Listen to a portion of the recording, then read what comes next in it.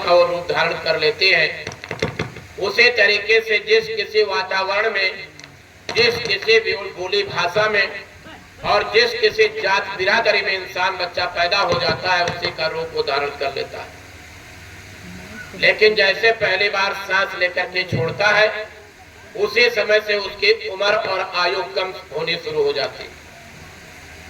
हम लोग घड़ी, घंटा, महीना, साल, चलो भाई बच्चे का 1 साल, 2 साल, 5 साल, 10 साल का जन्मदिन मनाते हैं। 2, 5, 4, 10 साल बीत जाने के बाद भी कोई अपने माँ बाप अपने बच्चे को ये नहीं बताते हैं कि बेटा हम जन्मदिन जरूर मना रहे हैं, तेरी उम्र बढ़ती चली जा रही है। ये हम लोग सोच रहे हैं, लेकिन असली चीज तो ये है कि आज 10वां जन्मदिन हम मना रहे हैं, 5वां मना रहे हैं। तेरी उम्र जो मिली है उसमें से आज 10 साल या 5 साल या 20 साल कम हो गए। यह हम में से कोई बच्चे को बताता नहीं है। ये केवल समय के संत और महात्मा जब आते हैं धराधाम पर, तब वो हमको आपको बताते हैं कि छिन छिन घटत शरीर जतन कोई फल नहीं आवत। धीरे धीरे इस मनुष्य शरीर से श्वास की पूंजी खत्म होती चली जा रही है। इस तरीके के कार्यक्रमों का आयोजन करके जय गुरुदेव धर्म प्रचारक संस्था और पूज्य पंकज जी महाराज के सानिध्य में बाबा जय गुरुदेव जी महाराज के आदेश से आज पूरे भारत में अध्यात्मवाद का, वैचारिक क्रांति का, शाकाहार सदाचार का, मानवता और इंसानियत का, अच्छे संस्कार का, करुणा प्यार मोहब्बत का, अहिंसा परमो धर्म का ये संदेश पूरे भारत में दिया जा रहा है। तमाम सारी संस्थाएं हैं, तमाम सारी धार्मिक चीजें हैं, तमाम जगह पर कथा और भागवत हो रही है, लेकिन वास्तविक जीवन का परिचय नहीं कराया जाता है। आज हम क्यों आए आप लोगों के बीच में, क्यों चल रहे हैं, क्यों काफिले की चर्चा हो रही है कि भाई काफिला निकलता है, उस काफिले में जाते हैं। आज इस चीज की जरूरत है, क्योंकि बाबा जय गुरुदेव जी महाराज 116 साल तक इस धराधाम पर रहे हैं। 60 साल तक शुद्ध अध्यात्मवाद का सत्संग संदेश बाबा जी ने दिया। बाबा जी ने बड़े बड़े धार्मिक लोगों को, मठ और मंदिर, गिरजाघर, गुरुद्वारे में रहने वाले लोगों को, बड़े बड़े कथावाचकों को ललकार करके कहा था कि अब समय कंदराओं और गुफाओं में बैठने का नहीं है। अब खाली कथा भागवत का कहने का जरूरत नहीं है। अब लोगों तक अहिंसा का संदेश पहुंचाओ, लोगों के अंदर से मानव धर्म को जगाओ, लोगों को यह चेताओ कि वास्तव में तुमको यह मानव जीवन मिला किस लिए था। लोगों को अहिंसा का पाठ पढ़ाओ। माँ बाप के पास समय नहीं है, इन माँ बाप के बच्चों के अंदर अच्छे संस्कार कैसे आएंगे। भारत की भूमि पर जो मानवता हिंसा की तरफ बढ़ती चली जा रही है, अहिंसा का पाठ कैसे पढ़ेंगे। तुम निकल करके आओ, समाज के बीच में इस चीज का संदेश दो, वरना तुम्हारी धार्मिकता पर कलंक लग जाएगा। बाबा जी के कहने के बावजूद भी लोगों ने उस वास्तविक मूल मंत्र को आम जनता को नहीं बताया कि वास्तव में धर्म क्या है, वास्तव में मानवता क्या है, अहिंसा क्या है, बच्चों में अच्छे संस्कार कैसे आएंगे, कैसे मानव धर्म की स्थापना होगी। सब अपने अपने धर्म का ढिंढोरा पीटते रहे। कथा और भागवत करने वालों ने मंच पर बैठ करके श्री कृष्ण भगवान को नचनिया बना दिया। मैंने देखा है शहरों से गांवों तक जब ढोलकें घर में चटकती हैं, इनकी आवाज गली मोहल्ला में गूंजती है, तो श्री कृष्ण भगवान को चूड़ी बेचने वाला बना देती है औरतें। ये बड़े बड़े कवियों ने निकाल दिए गाने, निकाल दिया गीत, चूड़ी बेचने आया। वही शंकर भगवान को गंजेड़ी और भंगेड़ी बना दिया। जब ऐसे कथावाचकों ने मंच से इन बातों का दुष्प्रचार करना शुरू किया, तब बाबा जय गुरुदेव जी महाराज ने आदेश दिया कि अब घरों में बैठने की जरूरत नहीं है, निकल पड़ो, आगे का समय बच्चा बहुत खराब आने जा रहा है। जिस विवेचना को लोग समझ नहीं रहे हैं, इतना खराब वक्त और समय आने जा रहा है जिसकी कल्पना कोई इंसान कर नहीं सकता है। इसलिए लोगों से बताओ कि मानव धर्म पर पुनः लौट करके आए। इतना आगे न निकल जाए जहां प्रकृति के प्रतिकूल चले जाएं और प्रकृति अपना संतुलन बनाने के लिए डंडा उठा ले। और जब प्रकृति अपना डंडा उठा लेगी तो लिखा है रामायण के अंदर, काल दंड गहि काउल मारा, हरे धर्म बल बुद्धि विचारा। वास्तव में उस अदालत में कोई सुनवाई नहीं होगी, वहां हमारी आपकी कोई आवाज नहीं सुनेगा। फिर बाबा जी ने कहा यह समझौते का दौर है, अभी मान लोगे तो अच्छी बात है, वरना आगे न्याय के तख्त पर बैठ करके न्यायाधीश कभी गलत फैसला नहीं करेगा। इसलिए ये मानव जीवन मिला है। जन्म और मरण के बीच में जो हमारा आपका जीवन है, इस जीवन के पैमाने को नापने के लिए एक चित्रगुप्त बैठा दिया गया। जहां जीवात्मा का हृदय है वही एक चित्रगुप्त बैठा दिया गया। एक लेखपाल और मुनीम बना दिया गया और उसको बैठा दिया गया। उसको आदेश दे दिया गया कि जाओ ये अच्छा करें, बुरा करें, नेक करें, बद करें, व्यभिचार करें, दुराचार करें, योग करें, यज्ञ करें, हवन करें, कन्यादान करें, ये लोगों को खूब खिलाएं पिलाएं, एक एक बात की इनकी लिखते रहना। और तुम्हारी ड्यूटी है कि इनके फोटो खींचते रहना, बोलना कुछ नहीं है। और हम आप उसी जीवन को ढो रहे हैं। दुनिया में आंख खुली, थोड़े बड़े हुए, माँ बाप ने आसपास का परिचय करा दिया, थोड़े और बड़े हुए, माँ बाप ने पढ़ाई लिखाई का बस्ता पीठ पर लाद दिया और बढ़िया से बढ़िया स्कूल में एडमिशन करा दिया, जहां हिंदी बोलने की जरूरत ही नहीं है, आप अंग्रेजी ही बोलते रहिए। ऐसे ऐसे स्कूलों में हमारी पढ़ाई शुरू हो गई। धीरे धीरे हम बड़े हुए, कोई डॉक्टर बना, कोई मास्टर बना, कोई इंजीनियर बना, कोई जज बना, कोई बैरिस्टर बना, किसी को नौकरी मिली, किसी को बिजनेस और व्यापार मिला, कोई खेती बाड़ी का काम करने लगा, कोई चोरी चमारी बेईमानी मक्कारी धोखा और मिलावट करने लगा। क्योंकि जहां हम आप बैठे हैं इसको कहते हैं मृतलोक, यानी कलयुग काल माया का देश। और इस काल माया के देश में, इस कलयुग में हर व्यक्ति को 2 वक्त की रोटी चाहिए। कुछ भी करना पड़े लेकिन 2 वक्त की रोटी चाहिए। और इसी 2 वक्त की रोटी कमाने के लिए इंसान आज दुनिया में सुबह से लेकर के शाम तक दौड़ रहा है। ना माँ को फुर्सत है, ना बाप को फुर्सत है कि बच्चों के अंदर कोई अच्छे संस्कार डाले जाए। ना हमको आपको इस पर किसी चीज पर अध्ययन करना है कि जिस युधिष्ठिर ने महाभारत में केवल एक झूठ बोला था, उस युधिष्ठिर को भी नर्क जाना पड़ा। सुबह से शाम तक हम आप क्या कर रहे हैं, इस विषय पर कोई चिंतन और मनन नहीं किया। हमने आपने रामायण को पढ़ लिया, गीता को पढ़ लिया, सोच लिया कि हमारे सारे पाप धुल गए। यह हमारा आपका भ्रम है और हमारी आपकी भ्रांति।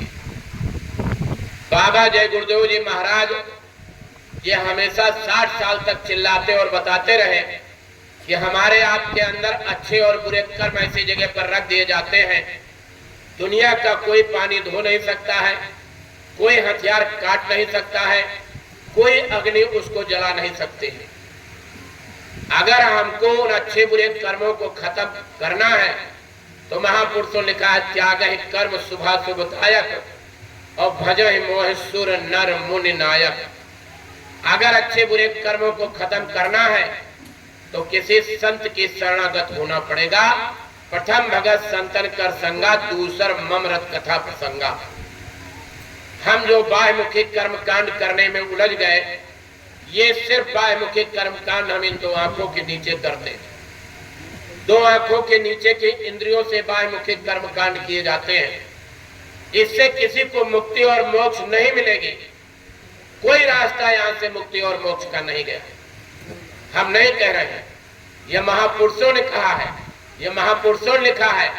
अगर हमको मुक्ति और मोक्ष प्राप्त करना है तो सबकर फल हरि भगत सुहाई और सो बिन संत न काहू पाई। बिना संतों के रास्ता और मार्ग मिलने वाला नहीं। इसलिए जैसे बच्चों को भौतिक शिक्षा का अध्ययन कराना है, डिग्री दिलानी है, डॉक्टर मास्टर इंजीनियर इनको बनाना है, तो भौतिकवाद की स्कूल, कॉलेज, यूनिवर्सिटी, विश्वविद्यालय में हमको इनको पढ़ने के लिए भेजना पड़ेगा। उसी तरीके से अगर हमको आपको परमात्मा को प्राप्त करना है तो बिन गुर भवनिधि तरह न कोई, जो विरंच शंकर सम होई। निगुरा हमको न मिले, पापी मिले हजार, एक निगुरे के शीश पर लाख पापियों का भार। कहने को तो हम भगवान के सामने आरती उठाते हैं, जब आरती सजाते हैं और आरती उतारने लगते हैं, आरती करने लगते हैं, ओम जय जगदीश हरे, तो उसी के बीच में यहाँ तक बोल जाते हैं, तेरा तुझको अर्पण क्या लागे मेरा, सब कुछ तुम्हारा है, तुमको मैं अर्पण किए दे रहा हूँ। लेकिन अगर साक्षात रूप में भगवान प्रकट हो जाए और कह दे जब सब कुछ हमारा है तो लो हमको दे दो, तो कितने लोग बैठे हैं जो इसमें से देंगे? कोई देगा? तेरा तुझको अर्पण क्या लागे मेरा, ये सब कुछ तुम्हारा है, तुम्हारा मैं तुमको अर्पण कर रहा हूं, मेरा कुछ इसमें नहीं है, मैं सब कुछ तुमको दे रहा हूं।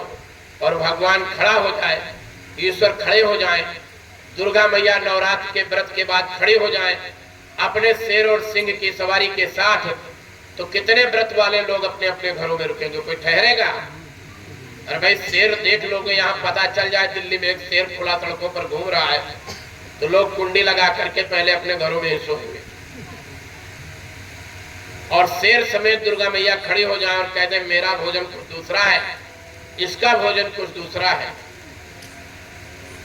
राजा भोज की तरह, जैसे श्री कृष्ण अर्जुन को दिखाने ले गए कि भक्ति होती कैसी है, चलो तुमको दिखाएं, और ले जा करके जब उनके दरवाजे पर शेर के साथ खड़े हो गए और कहा ये शेर हमारा भोजन करना चाहता है, तो कहा ठीक है हम जानवर मंगाए। कहीं ना, जानवर नहीं खाता है, ये केवल इंसान का भोजन खाएगा। कहा इंसान मंगाए दे रहा हूं, कि तुम राजा हो मंगा सकते हो, लेकिन शेर की इच्छा है तुम्हारे बेटे का मांस खाएगा।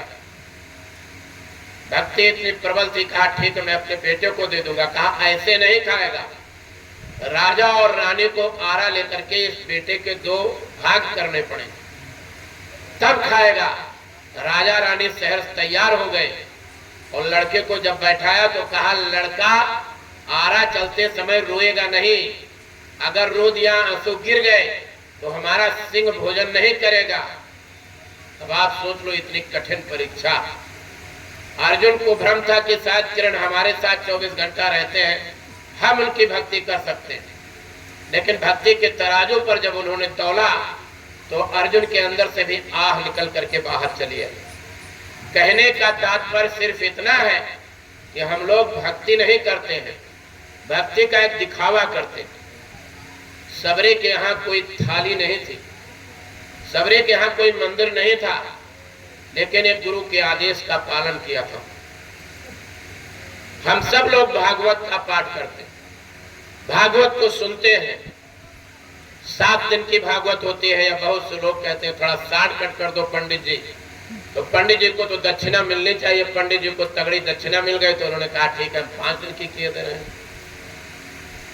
7 और 5 दिन की भागवत में यही बताया जाता है कलयुग में मुक्ति कैसे मिलेगी।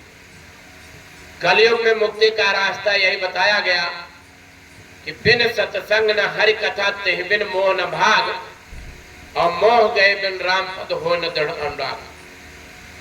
बिना सत्संग के आपके अंदर भक्ति भाव पैदा नहीं होगा। जब सत्संग सुनोगे तब आपको पता चलेगा मानव जीवन किस लिए मिला है। जब बहुकाल करिए सत्संगा तब कहो मोह भवभंगा। सत्संग जल जो कोई पावे मैला ये सब कट कट जावे। सट सुधरे सत्संगत भाई पारस परस कुधा सुहाई। ऐसे सत्संगों को सुनना पड़ेगा और फिर कहा कि भक्ति करना पड़ेगा। भक्ति स्वतंत्र सकल सुख खाने, बिन सत्संग न पावे प्राणी। भक्तिहीन नर सोहे कैसे, लवण बिना व्यंजन जैसे। जैसे तमाम सारे व्यंजन बना करके रख दिए जाएं और उसमें नमक ना डाला जाए, उसी तरीके से बिना गुरु के भक्ति ऐसे ही होती। इसलिए मोटी और सीधी सी बात भागवत में कहा गया कि अगर तुमको मुक्ति पाना है तो आप सत्संग करिए और भक्ति करिए। एक प्रसंग और आता है भागवत के अंदर।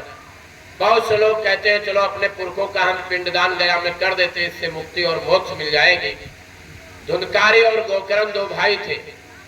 गोकर्ण तो सही रास्ते पर चल रहा था, धर्म कर्म के रास्ते पर चल रहा था, लेकिन धुंधकारी अनैतिक कर्मों में चला गया। अनैतिक कर्मों में जितना धन दौलत था सब उसने फूंक दिया, सब अपना अनैतिक कर्मों में खत्म कर दिया। वेश्यावृत्ति करने की आदत पड़ गई, चोरी और बेईमानी करने लगा।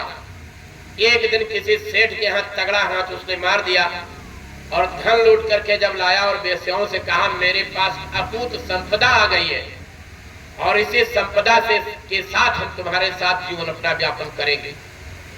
उन 4-5 वेश्याओं ने सोचा कि इतनी संपदा अगर इसको मार करके हम लोग लूट लें तो इससे छुटकारा भी मिल जाएगा और संपत्ति वाले हम बन जाएंगे। 4-5 वेश्याओं ने मिलकर के धुंधकारी का वध कर दिया और मार करके उसको निकल गई भाग में। जब गोकर्ण को पता चला, संस्कार करने के बाद गया में जाकर के 100 बार पिंडदान किया।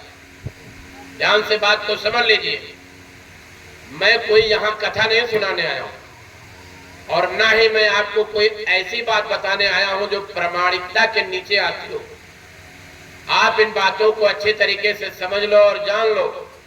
100 बार गोकर्ण के पिंडदान करने के बाद एक दिन अर्धरात्रि में आकर के और गोकर्ण खड़ा हो गया, धुंधकारी खड़ा हो गया गोकर्ण के सामने और कहा भैया हमारी अभी तक मुक्ति नहीं हुई है, कोई ऐसे जतन करो कि हमारी मुक्ति और मोक्ष हो जाए। तो इस मानव शरीर में रह करके हम माँ के गर्भ का वादा भूल गए और माँ के गर्भ का वादा भूल करके भारत की इस भूमि पर ही नहीं विश्व के इस मानव पटल पर आकर के हम नाना प्रकार के उन कर्मों को करने लगे जो हमारा अंत समय में ये कर्म कर्जे के रूप में बन करके या तो हमको दंड दिलाएंगे या तो हमको स्वर्ग वैकुंठ तक पहुंचा देंगे। अच्छा किया है तो स्वर्ग वैकुंठ मिल जाएगा, बुरा किया है तो नाना प्रकार के नरकों में डाल दिया जाएगा, लेकिन मुक्ति और मोक्ष तब भी नहीं मिलेगी। क्योंकि महापुरुषों ने लिखा है काल भगवान का इतना बड़ा दायरा है जहां मुक्ति मोक्ष प्राप्त करना इतना आसान नहीं है जितना हम लोग समझते हैं। गो गोचर जहां लग मन जाई, सब माया जानो भाई, धरन धाम धनपुर परिवारों, स्वर्ग नरक जहां लग व्यवहारो, देखिए सुनिए गुनिय मन माही, और मोह मोल परमारथ नहीं। स्वर्ग चले जाओ, वैकुंठ चले जाओ, शक्ति लोग चले जाओ, यहाँ तक किसी की मुक्ति और मोक्ष नहीं है। लौट करके हमको आपको इसी 4 खान 84 लाख योनियों में आना पड़ेगा। आज हम इंसानी योनि में बैठे हैं, इंसान का शरीर पाए हैं, जरूरी नहीं है कि इसमें से जब निकाल दिए जाएं तो हमको यह मनुष्य शरीर ही मिले। भरत थे, भरत राजा भरत चौथे पन में चले गए जंगल, वानप्रस्थ जीवन अपना लिया। जब लोग साधना करने जाते थे तो एक अच्छा स्थान जंगल में तलाश लेते थे कि चलो भाई ये रमणीय स्थान है, यहाँ जलाशय है, यही हम कुटिया बना लेते हैं, शेष जीवन हम अपना यहीं व्यतीत करेंगे। भरत वही तपस्या करने लगे। काफी कुछ दिन तक तपस्या करने के बाद जो सरोवर था वो जानवरों के पीने का स्थान बना हुआ था। तमाम हिरण पशु पक्षी वहां आकर के पानी पीते थे और अपने अपने घरों को लौट जाया करते थे। कुछ दिन बाद शेरों को यह पता चला कि ये वो ऐसा स्थान है जहां पर जानवर पानी पीने आते हैं।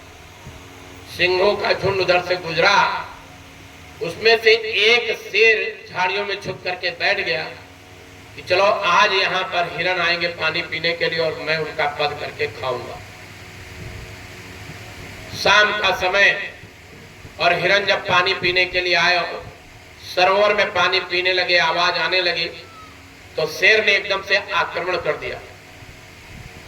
हिरण बड़े तेज होते हैं, सब छलांग लगा लगा करके कूद करके भाग गए, लेकिन उसमें एक हिरनी गर्भवती थी। वो इस आक्रमण को अचानक समझ ना पाई और सीधे जलाशय में कूद गई। जलाशय में कूदना और दहशत की इतनी बड़ी पीड़ा, जो बच्चा था उसको एक ही झटके में निकल करके और पानी के ऊपर आ गया। सिंह ने हिरनी को पकड़ा और अपने रास्ते चला गया। भरत ये सारा दृश्य देख रहे थे, सरोवर में कूद करके उस हिरण के बच्चे को निकाल करके बाहर ले आए, पाल पोस करके उसको धीरे धीरे वो बड़ा करने लगे। हिरण के प्रति उनकी इस तरीके की आस्था बन गई कि बिना उसको खिलाए पिलाए सुलाए वो साधना करने नहीं बैठते थे। और हिरण की भी आदत ऐसी पड़ गई कि बिना भरत के वो रह नहीं सकता था, कहीं चलता हो दौड़ करके भरत के गोद में आके बैठ जाता था। अचानक कोई घटना घटे और हिरण के बच्चे का जाना हो गया। इसी वियोग में भरत खत्म हो गए और जब अगला जन्म उनको मिला तो हिरणी के गर्भ से हिरण के बच्चा बन करके पैदा हुआ। ये माया रूपी संसार में हम आप कुछ इस तरीके से उलझ और फंस चुके हैं कि मैं और मोर तोड़ते माया जही जस्किन है जो निकाया। हम सब के सब इसी में उलझे और फंसे पड़े हैं। नौकरी चाकरी करने लगे, बिजनेस व्यापार करने लगे, खेती बाड़ी का काम करने लगे, यहाँ पर रोजी रोटी कमाने के लिए नाना प्रकार के धंधे करने लगे। समाज का एक नियम और बंधन होता है कि बेटा बेटी बड़े हो गए, चलो भाई इनका ब्याह और शादी कर दिया जाए। धीरे धीरे इनका ब्याह और शादी हो गया। जब ब्याह शादी हो गया, कुछ दिन बाल बच्चे पैदा होने लगे। जो भी मेरी आवाज को यहाँ पर सुन रहे हैं या घरों में बैठे सुन रहे हैं, मैं एक ही प्रश्न करके उन लोगों के बीच में जा रहा हूं, इसके आगे भी कोई कुछ सोचता है? इनको पढ़ाना लिखाना खिलाना, इनके लिए मकान बनाना, इनको नौकरी चाकरी दिलवाना, इनको दुकान खुलवाना, इसके आगे भी हम लोग कुछ सोचते हैं कि हम माँ के गर्भ में वादा करके आए हमको मुक्ति और मोक्ष भी प्राप्त करना। 2 ठो अगरबत्ती सुलगा करके भगवान के आगे घुमा दिया और सोच लिया कि हमने बहुत बड़ा धर्म कर्म कर लिया है। अगर इससे मुक्ति मोक्ष मिल जाती तो जो रामायण में भगवान, जो रामायण में गोस्वामी जी महाराज ने इशारा किया है, जन्म जन्म मुनि कीर्तन कराही अंतराम कहियावत नहीं, भगवान को प्राप्त करने के लिए लोगों ने पूरा जीवन लगा दिया, तो क्या हमारा आपका थोड़ा सा पूजा और पाठ हमको आपको मुक्ति मोक्ष दिला देगा? जो लोग ये कहते हैं, आश्वासन देते हैं, वो गलत कहते हैं। वो केवल लालीपाप देते हैं। अगर मुक्ति और मोक्ष प्राप्त करना है तो मंत्र जाप मम दृढ़ विश्वासा, मंत्र का जाप करके और मेरे अंदर पूरी आस्था रखनी पड़ेगी। नवधा भक्ति में राम ने यही पाठ पढ़ाया सबरी कि अगर मुझको प्राप्त करना है तो मंत्र जाप मम दृढ़ विश्वासा, वो मंत्र का जाप करो जो गुरु ने बताया है। मेरे में पूरी आस्था और विश्वास रखो, तब मुझको प्राप्त करोगे। श्री कृष्ण भगवान ने यही कहा गीता के अंदर उपदेश देते हुए कि जल को पूजोगे जल के कीड़े बनोगे। हम नहीं कह रहे हैं, ये गीता का उपदेश जो पढ़ना लोग चाहते हैं उस गीता में लिखा है, जड़ पूजोगे जड़ बनोगे।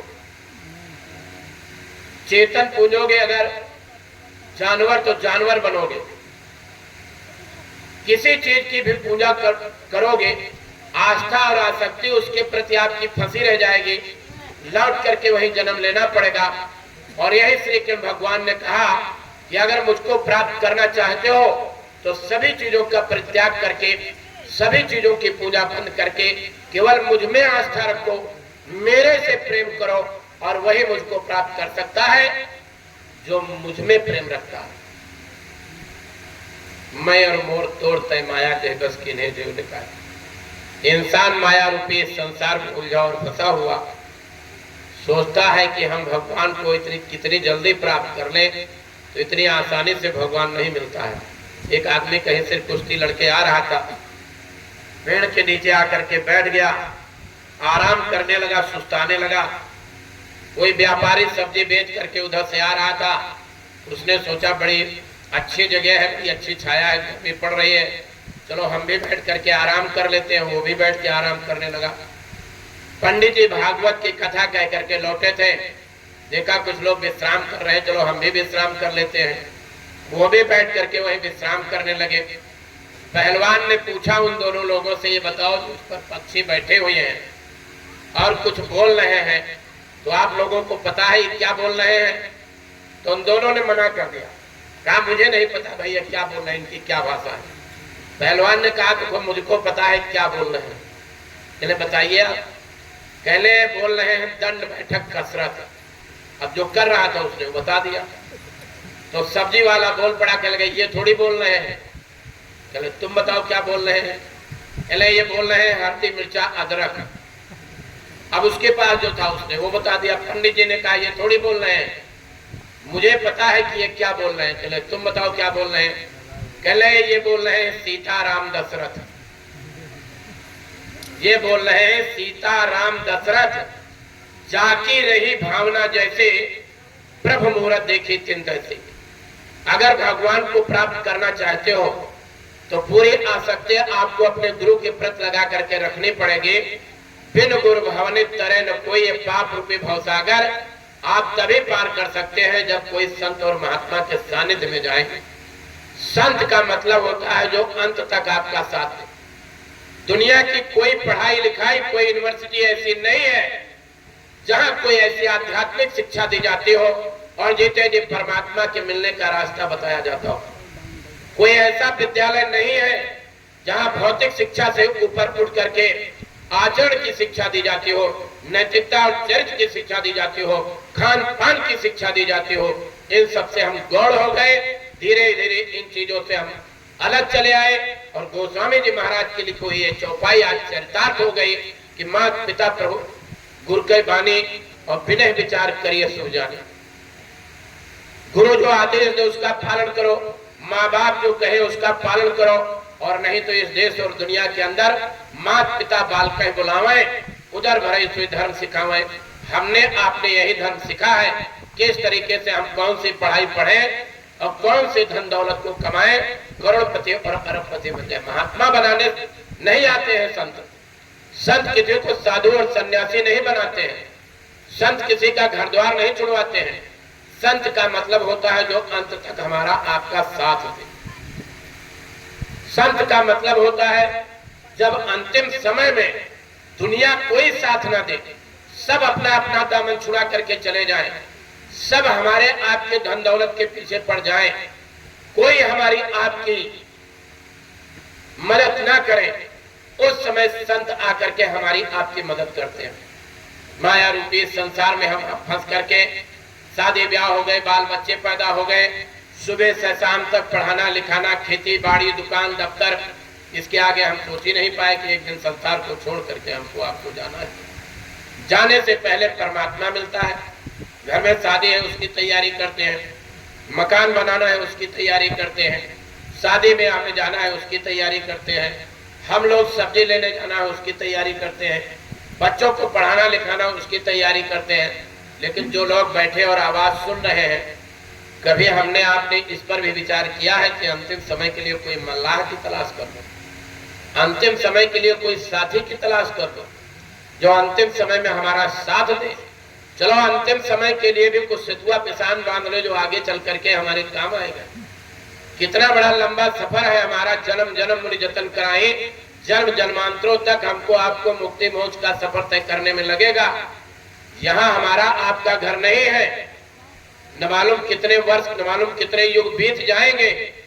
10-10 हजार और लाख वर्ष की लोग तपस्या और साधना करते थे, तब तक वहां नहीं पहुंच पाते थे। कलयुग में संत और महात्माओं के द्वारा वो रास्ता आसान किया गया कि चलो भाई खेती बाड़ी दुकान दफ्तर का काम करो, घर में बाल बच्चों की सेवा करो, बड़ों का आदर और सम्मान करो, मेहमान आ जाए उनकी आओ और भगत करो, खेती बाड़ी दुकान दफ्तर के कामों से थोड़ा सा समय निकाल करके एकांत में बैठ करके और दीन बन करके उस दीनानाथ को आवाज दो। कभी हमने आपने इस पर विचार नहीं किया। गन्ने में चीनी होती है, दूध में घी होता है, सरसों में तेल होता है, इसी तरीके से परमात्मा हमारे आप के अंदर विराजमान है। लेकिन हम चाहे गन्ने को ला करके रख दें घर में, हम चाहे दूध को ला करके घर में रख दें, हम चाहे सरसों को ला करके घर में रख दें, या हम घर के कपड़े ही निकाल करके आगे रख दें गुसल खाने में, पानी और साबुन रख दें और धूप बत्ती अगरबत्ती लेकर के उसको सुलगा करके कपड़े की आरती उतारने लगे, तो क्या कपड़े हमारे साफ हो जाएंगे? या हम सरसों की और गन्ने की और दूध की आरती उतारने लगे तो क्या हमारे दूध से घी निकल आएगा? या सरसों से तेल या गन्ने से चीनी निकल आएगी? ये कुछ नहीं निकलेगा। तो 2 ठो अगरबत्ती सुलगा करके भगवान कैसे मिलेगा? या हमको आपको सोचना चाहिए, जब हम दुनिया के काम पूजा पाठ करके नहीं कर सकते हैं, उनसे उस चीज को हासिल नहीं कर सकते हैं। गन्ने से चीनी पाना है तो उस तरीके की क्रिया करनी पड़ेगी। अगर हमको दूध से घी प्राप्त करना है, उस तरीके की क्रिया करनी पड़ेगी। अगर हमको कपड़े साफ करने हैं तो चाहे वॉशिंग मशीन में डालो या अपने हाथों से थोड़ी मेहनत करो, कपड़े तब साफ होंगे। उसी तरीके से जीवात्मा बैठी है, जिसको महापुरुषों ने कहा ईश्वर अंश जीव अविनाशी, चेतन अमल साह सुख राशि। माँ के गर्भ में जब तक जीवात्मा नहीं उतारी जाती है तब तक कोई हरकत नहीं होती है।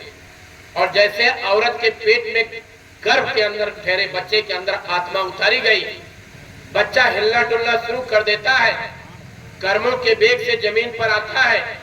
ये जीवात्मा पहली बार सांस लेकर के छोड़ती है, उसी समय से उम्र आयु कम होने शुरू हो जाती है। हम दुनिया की तैयारी करते हैं, ट्रेन में बैठते हैं, अपने गांव को जाते हैं, गांव का प्लेटफार्म आया, उतरने से पहले तैयारी करते हैं। लेकिन इस शरीर से आत्मा कैसे निकलेगी, हम कैसे इस शरीर से निकलेंगे, इसकी हम लोग कोई तैयारी नहीं करते हैं और सीधे मौत की शहजादी आकर के ऐसे दरवाजे पर खड़ी हो जाती है। हमारी उम्र नहीं देखती है, हमारी आपकी जात बिरादरी नहीं देखी जाती है, हमारा आपका चेहरा मोहरा नहीं देखा जाता है, कल कारखाना धन दौलत नहीं देखी जाएगी। जिस समय श्वास की पूंजी उसी तरीके से पूरी हुई जैसे मानव शरीर रूपी ट्रेन, आत्मा बैठी है, श्वास रूपी किराया दे रही है। बढ़िया ये मानव शरीर चल रहा है, श्वास रूपी किराया देना बंद, तुरंत वहीं पर यह शरीर ठहर जाएगा। मौत की शहजादी ऐसे आके खड़ी हो जाएगी, कहेगी चलो निकलो इसमें से। ना धन दौलत काम आएगा, ना विद्युता काम आएगी, ना हमारी आपकी कोई पीढ़ी काम आएगी, ना बाल बच्चे काम आएंगे, ना पति पत्नी काम आएंगे, कोई काम नहीं आएगा। महापुरुषों ने कहा अगल बगल जो था खड़े सभी बजावें गाल, और सबके बीच से ले चला ऐसा काल करा। ना प्रधानी काम आएगी, ना कलेक्टरी काम आएगी, ना थानेदारी काम आएगी, ना हवलदारी काम आएगी, कुछ उस समय काम नहीं आएगा। उस समय एक ही चीज आपके और हमारे काम आ सकती है, अंत भला तो सब भला। अगर किसी गुरु से नाम दान लिया है, रास्ता लिया है और शब्द भेदी गुरु है, शब्द की डोरी पर बैठ करके धर्मराज की अदालत से ऊपर उठ करके अमर लोक आता और जाता है, उस दरबार का दरबारी है, उसको याद करोगे, तुम्हारी मदद करेगा, तुम्हारी आत्मा की संभाल करेगा। अंत समय में वही काम आता है और कोई काम नहीं आता। सिकंदर जैसी हस्ती इस दुनिया में सब कुछ छोड़ करके जाना पड़ा था। हमने श्री कृष्ण भगवान को नचनिया बना दिया, हमने श्री कृष्ण भगवान को चूड़ी बेचने वाला बना दिया, जबकि श्री कृष्ण भगवान ने महाभारत के बीच में खड़े होकर के कहा था यदा यदा हि धर्मस्ग्लानिर्भवत् भारतीय अभ्युत्थानम्, मैं भारत की भूमि पर धर्म की स्थापना करने के उद्देश्य से आया हूं। जिस श्री कृष्ण भगवान ने पालने में झूलते समय पूतना के प्राण दूध पीते समय खींच लिए थे, और उसके बाद जैसे जैसे बड़े होते गए कंस का वध किया, हस्तिनापुर आ गए, लोगों को समझाया नहीं माने, चले गए कुरुक्षेत्र में 18 दिन में विश्व के इतिहास को खत्म कर दिया। इतना बड़ा महाभारत हुआ और तब भी धर्म की स्थापना नहीं हुई। मथुरा के लोगों ने मथुरा में घुसने नहीं दिया। श्री कृष्ण भगवान सोमनाथ मंदिर से 40 किलोमीटर की दूरी पर द्वारिका नगरी बसा ली और वही 56 करोड़ लोगों को आपस में लड़वा करके मरवा करके धर्म की स्थापना करके जब जाने लगे, दौड़ करके उनके बड़े भाई बलदाऊ आए, खड़े हुए, कहा सुना कि तुम अपने धाम जा रहे हो? कहले हाँ अपने धाम जा रहा हूँ, मेरा समय हो गया, मुझको जिस लिए संसार में भेजा गया था मैंने अपना पूरा काम कर दिया, अब मैं यहाँ से रुखसत और विदाई ले रहा हूँ। कहा मुझे भी अपने साथ ले चलो। ध्यान से हमारी बात को समझो पढ़े लिखे लोगों, कथा भागवत सुनने वाले लोगों, हमारी बात को ध्यान से समझने का प्रयास करो। अपने भाई से साफ श्री कृष्ण भगवान ने कह दिया कि अगर मेरे यहाँ चलना है तो योग करना पड़ेगा। कहा समय नहीं, शरीर वृद्ध हो गया है, योग हम नहीं कर सकते हैं, चले चले जाओ उत्तराखंड की तरफ। उनके बड़े भाई बलदाऊ रोते हुए चले गए, श्री कृष्ण उनकी इतनी भी मदद नहीं कर पाए। जो त्रिलोकीनाथ थे, जो इस धरती पर आए थे धर्म की स्थापना करने के लिए, जो सुदामा के एक मुट्ठी चावल को लेकर के सुदामा को सर्वस्व सौंप दिया, वो बिना भक्ति किए हुए, बिना पूजा पाठ किए हुए अपने बड़े भाई को कुछ नहीं दे पाए। दौड़ करके पांचों पांडव आए, चरणों में गिर गए। कहने सुना अपने धाम जा रहे हो? कहने जा रहा हूं। कहा मुझे अपने धाम ले चलो? कहे नहीं जा सकते हो।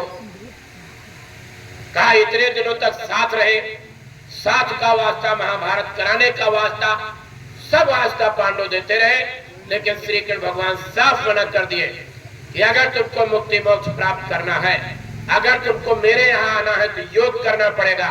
मैं योगेश्वर हूँ। और अगर मुक्ति मोक्ष प्राप्त करना है उत्तराखंड चले जाओ। इसे भागवत के पाठ में सुनाया जाता है कि पांचों पांडव बर्फ में गल गए और नरक चले गए। ये मैं नहीं कह रहा हूं, ये भागवत कहते हैं। कुछ समय के लिए युधिष्ठिर को भी जाना पड़ा था, जिस युधिष्ठिर ने महाभारत के बीच में ये कहा था कि नर मरो या कुंजरो। अश्वत्थामा मारा गया, हाथी मारा गया कि आदमी मारा गया? जब उन्होंने कहा अश्वत्थामा मरो नर, जब उन्होंने नर कहा, इसके तुरंत बाद किरण भगवान ने शंख बजा दिया। लोगों की समझ में नहीं आया कि युधिष्ठिर ने आगे क्या कहा। इतना कहने पर भी युधिष्ठिर को नरक जाना पड़ा। इसलिए मोटी और सीधी सी बात, ये मानव जीवन मिला है। इस मानव जीवन में रह करके इस बार अगर हम अपने आप को नहीं पहचान पाए, अपनी आत्मा को अमरलोक नहीं पहुंचा पाए, अपनी आत्मा को हम उस पराकाष्ठा पर नहीं पहुंचा पाए जहां से आत्मा इस पिंड में डाली गई है, तो ये दांव और मौका हमारे हाथ से छीना जा रहा है। लख 84 भटक के मग में अटका आए, अब की पासा ना पड़े, फिर 84 जाए। यह अंतिम योनि है। जैसे आदमी सीढ़ी पर चढ़ता है 1 2 3 4, अंतिम सीढ़ी के पायदान पर जब वो पहुंचता है, अगर वहां से लड़खड़ा करके वो गिर पड़ा तो 4 खान 84 लाख योनियों में जाना पड़ेगा। अंडज, पिंडज, उखमज और स्थावर, 4 बड़ी बड़ी ये सेंट्रल जेलें हैं और 84 लाख योनियां हैं। इन्हीं 84 लाख योनियों में समम प्रिय समम उपजाए, सबसे अधिक मनुज मोह भाई। क्यों? तजम न तन निज इच्छा मरना, और तन बिन भजन वेद नहीं मरना। इस मनुष्य शरीर के अलावा भगवान का भजन किसी में हो नहीं सकता। यह मानव शरीर इसीलिए दिया गया है। हम लोग सुबह से शाम तक इसी में भाग दौड़ रहे हैं। बुढ़े हो जाएंगे तो भगवान का भजन करेंगे, हमारे पास बुढ़ापा आ जाएगा तो हम भक्ति करेंगे। अरे तब भक्ति कहां से करोगे भाई? नाना प्रकार की बीमारियां, शुगर हो गया, कमाई दुनिया भर की करते हो, रसगुल्ले सामने घूम रहे, खाना नहीं खा सकते हो। डॉक्टर ऐसा बैन लगा देगा, ऐसा इमरजेंसी कर्फ्यू लगा देगा कि चावल और आलू की तरफ दृष्टि नहीं कर सकते हो। और कहीं गलती से खा लिया तो फिर चलो जाओ हॉस्पिटल में 4 इंजेक्शन फिर ठुकवाओ, फिर आगे का जीवन जियो। हम आप ऐसी जगह पर फंसे हुए हैं। हम इस संसार में आकर के माया रूपी बाल बच्चों, बेटा बेटी, धन दौलत, मकान दुकान, इसमें ऐसा उलझ गए कि हम भूल गए कि यह अंतिम सीढ़ी का पायदान है। एक कदम हिम्मत करके अगर ऊपर रख दे तो हम अपनी उस छत पर पहुंच जाएंगे जहां प्राकृतिक हवा का आनंद ले सकते हैं। हम ऐसे स्थान पर पहुंच जाएंगे जहां जन्म मरण की कोई पीड़ा नहीं होगी। हमको किसी माँ के गर्भ में नहीं आना पड़ेगा। लेकिन अगर थोड़ी सी वहां से गलती हो गई, नाना प्रकार के कर्मों को हमने, अच्छे बुरे कर्मों को अगर अपनी योगाग्नि रूपी भट्टी में नहीं जलाया, और इस गलती की वजह से हमको लौट करके इन 4 कबहों कर करुणा कर दे, कोई संत महात्मा मिलेगा तो ये मानव शरीर मिल जाएगा, और नहीं कल्प कल्प एक नरका। हमारे अच्छे और बुरे कर्मों का हिसाब किताब धर्मराज की अदालत में होता है। जब हम वहां हाजिर नाजिर होंगे, ऐसे सीधे हमारा आपका बही खाता रख दिया जाएगा। अच्छे कर्म किए हैं, चलो जाओ स्वर्ग और वैकुंठ में डाल दिया जाएगा। बुरे कर्म किए हैं, नरकों में डाल दिया जाएगा। अच्छे और बुरे दोनों कर्म किए हैं तो पहले नरकों का भोग भोगवाया जाता है, और उसके बाद स्वर्ग और वैकुंठ का भोग भोग करने के बाद यह तन कर फल विषय न भाई, स्वर्ग अंतकाल दुखदाई। हम चाहे जितना अपनी चिट्ठी में लिखते रहे कि हमारे पिताजी स्वर्गवासी हो गए हैं, स्वर्ग में है नर्क में है हमने देखा नहीं, और मान लो भगवान करे सबको स्वर्ग मिल जाए, वहां चाहे जितनी भीड़ रहे, चारपाई मिले न मिले, मच्छरदानी मिले न मिले, हमारा आशीर्वाद आज से सबको है, सबको स्वर्ग मिल जाए, लेकिन स्वर्ग मिलेगा नहीं हमारे आशीर्वाद से, किसी के आशीर्वाद से स्वर्ग नहीं मिलेगा। और मान लो स्वर्ग मिल भी गया तो महापुरुषों लिखा है यह तन कर फल विषय भाई, स्वर्ग अंतकाल दुखदाई। लौट करके इसे मृत लोक में आना पड़ेगा। जिस बिल्ली को देख करके डरते हो उसी बिल्ली की योनि में आना पड़ सकता है। कुत्ते सुअर घोड़े गधे बैल भैंस बकरी की योनि में आना पड़ सकता है। जिन बैलों को डाल दिया जाता है जोंठा, डाल दी जाती है बैलगाड़ी, डंडे चलते हैं, उस योनि में भी आना पड़ सकता है। नाना प्रकार के जीवन, 4 खान 84 लाख योनिया, कितना बड़ा जीवन है। न मालूम कितने युग, न मालूम कितने कल्प, न मालूम कितने वर्ष बीत जाएंगे। ये मानव शरीर मिलने वाला नहीं है। इसलिए मैं हम ज्यादा कुछ कहने नहीं आए। बाबा जय गुरुदेव जी महाराज ने आदेश दिया, उस आदेश का अनुसरण करते हुए भारत के इस भूमि पर अध्यात्मवाद का परचम जय गुरुदेव धर्म प्रचारक संस्था मथुरा के माध्यम से पूज्य पंकज जी महाराज के द्वारा गांव गली मोहल्ला पूर्वा नगरा और नगरी में काफिलों को निकाल करके लोगों तक बाबा जय गुरुदेव जी महाराज के अन्य संत महात्माओं के वो संदेश पहुंचाए जा रहे हैं, जिनसे आगे का समय बड़ा खराब आने जा रहा है। आगे का समय कितना खराब है बस यही समझ लीजिए आप। बाबा जय गुरुदेव जी महाराज ने कहा बच्चा आगे बहुत बड़ा खराब समय आएगा, 2 वक्त की रोटी मिलना मुश्किल हो जाएगा। अभी कुछ दिन पहले बीमारी आई थी, शहरों में इसका बहुत बड़ा व्यापक पैमाने पर असर हुआ था और धीरे धीरे वो फिर आ गई है। अभी कुछ केस फिर मिले हैं विश्व के कई मुल्कों में, और हिंदुस्तान में भी इसके कुछ केस मिले हैं। क्या नाम था उसका? कोरोना। सबको याद है, मालूम पड़ता सब ट्यूशन पढ़ने जाते हैं। कोरोना जैसी भयंकर बीमारी सबको याद किए बैठे हैं। बहुत से लोग ये कहते थे कि हम बीमारी को नहीं डरते, हमारे बड़े वैज्ञानिक हैं, बड़े डॉक्टर हैं। डॉक्टरी फेल, 2019 में सबकी डॉक्टरी फेल, विज्ञान फेल, धर्म कर्म सब फेल, पूजा पाठ फेल, प्राण बचे बड़ भाग। मंदिरों के फाटक बंद हो गए, कोई मर्दानगी नहीं दिखा सका, आदमी आदमी को दुश्मन समझने लगा, चलता फिरता एटम बम बन गया ये आदमी। सरकार ने और मीडिया ने इतना बड़ा अफवाह फैला दी, इतनी बड़ी कि आदमी आदमी से डरने लगा। बाप बेटे को छूने को तैयार नहीं, बेटा अपने बाप को छूने के तैयार नहीं, पति पत्नी नजदीक आने के लिए तैयार नहीं। ऐसा कोरोना आया कि सबको घर में रोना आ गया। दिल्ली ये वो है, जब हम इन गलियों में निकलते थे शमशान घाट नजर आती थी, जैसे लाश फूंक करके लोग शमशान घाट से लौट जाते हैं तो वहां सन्नाटा पसरा रहता था, जैसे इमरजेंसी लगी हुई है। और गलती से कहीं निकल पड़े तो पुलिस डंडा लिए, चालान लिए, कागज लिए खड़ी रहती थी, फट से चालान करती थी। कोरोना जैसी भयंकर बीमारी जब आई, विश्व का कोई मुल्क नहीं बचा जहां लाशों के ढेर नहीं लगते। ऐसी बीमारी आई जो आदमी से आदमी के अंदर जा रही थी, आदमी से जानवर में ये बीमारी नहीं गई, आदमी से कीड़े मकोड़ों के अंदर ये बीमारी नहीं गई। ऐसी भयंकर बीमारी दुनिया के अंदर आ गई कि लोग शहरों को छोड़ करके अपने गांव की तरफ पलायन कर गए। 2 वक्त की रोटी की तलाश में अपना जीवन जीने के लिए लोग गांव का सहारा लिए, और गांव जब पहुंचे तो प्रधान डंडा लिए बैठे मिलते थे। कहां से आ रहे हो? कहीं दिल्ली से आ रहा हूं। अच्छा, दिल्ली में बड़ी कमाई की हो, चलो पहले 14 दिन उधर स्कूल बना है, वही क्वारंटाइन कमरा बनाया गया, वही सैनिटाइजर रखा गया है। पहले अपने शरीर पर सैनिटाइज करना और उसके बाद वही कमरे में 14 दिन खिचड़ी बनाना और खाना, उसके बाद अपने परिवार से मिलने आना। 14 दिन पहले उस पे रखते थे और उसके बाद नसीब होता था घर। ऐसी भयंकर बीमारी आई, दिल्ली जैसे शहरों में ही नहीं गांव तक प्रधानमंत्री की आवाज पहुंच गई कि ये बीमारी को भगाने के लिए सब लोग हिजड़ों की तरह ताली बजाओगे तो बीमारी भाग जाएगी।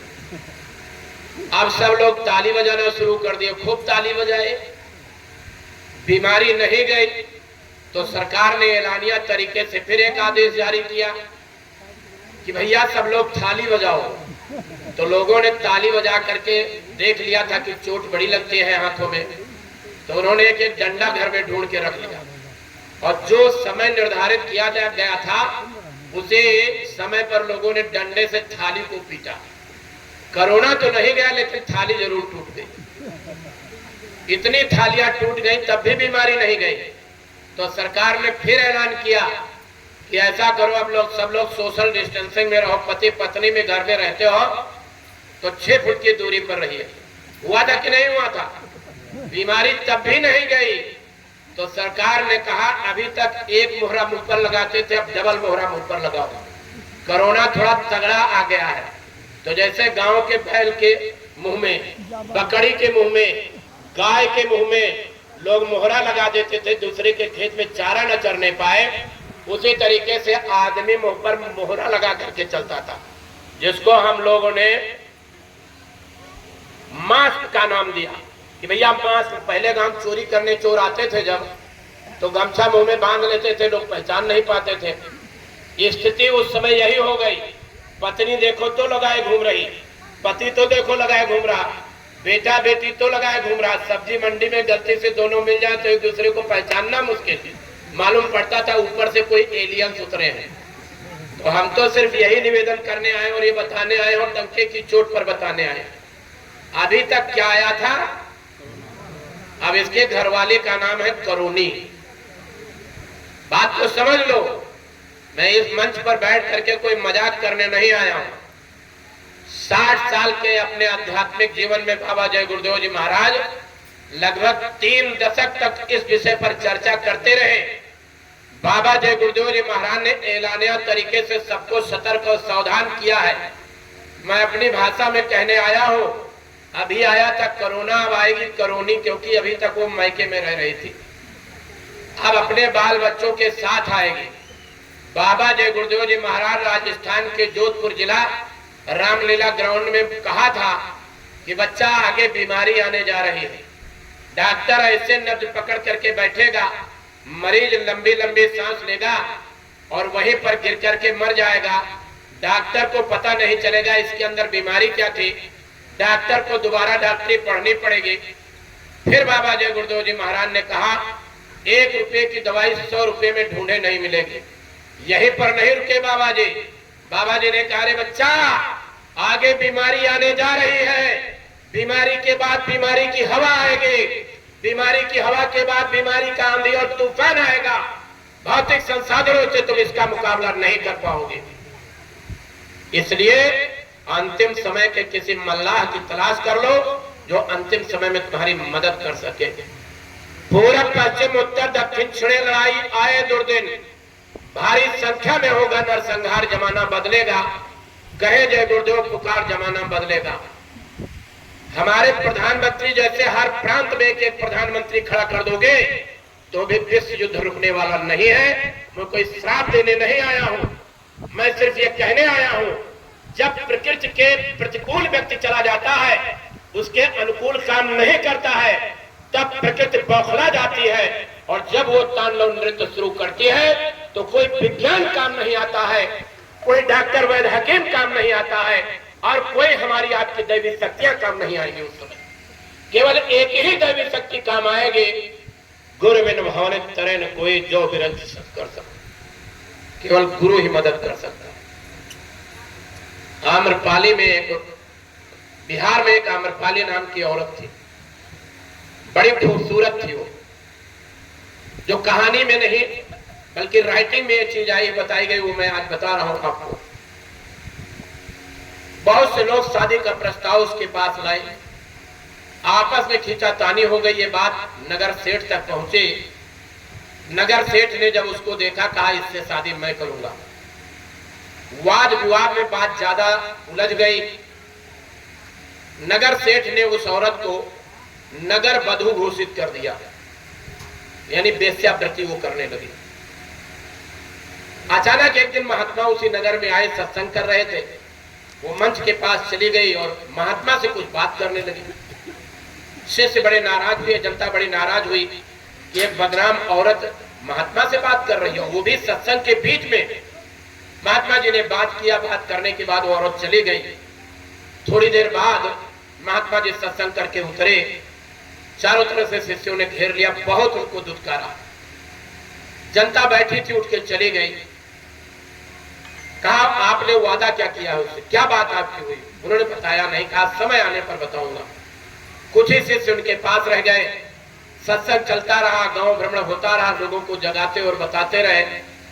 कई सालों बाद अचानक उनको याद आया, आम्रपाली से मिलने चल रहा। फिर शिष्य नाराज हो गए, फिर समाज के लोग नाराज, कहना कुछ भी हो जाए मैंने उससे वादा किया। खोजते खोजते उस नगर में पहुंचे जहां पर उससे वादा किया था। नगर के लोगों से पूछा, कहा वो बदनाम औरत थी, इसलिए उसको यहाँ नहीं रखा गया। उधर चले जाओ, खेत बने हुए हैं, वहां जंगल है, उसी जंगल में उसकी कुटिया बना दी गई है, वहीं पर वो रह रही है। महात्मा खोजते खोजते खोजते खोजते कुटिया में पहुंचे। अंदर से कुटिया बंद थी। महात्मा जी ने दरवाजे पर दस्तक दिया। एक कराहती हुई आवाज उठ करके आई और दरवाजे की सांकल को खोला और जा करके चारपाई पर फिर गिर गए। महात्मा जी चारपाई के पास पहुंचे और कहा, आम्रपाली आज मैं तुमसे मिलने आया हूं। उस औरत का जवाब सुनिए आप। कहा ना तो अब जवानी रही, ना रुपया पैसा रहा, ना धन दौलत रहा, ना नौकर चाकर रहे, ना कोठी बंगला रहा। अंतिम समय में मरने के लिए हमको लोगों ने यहाँ भगा करके यहाँ इस झोपड़ी को डाल दिया।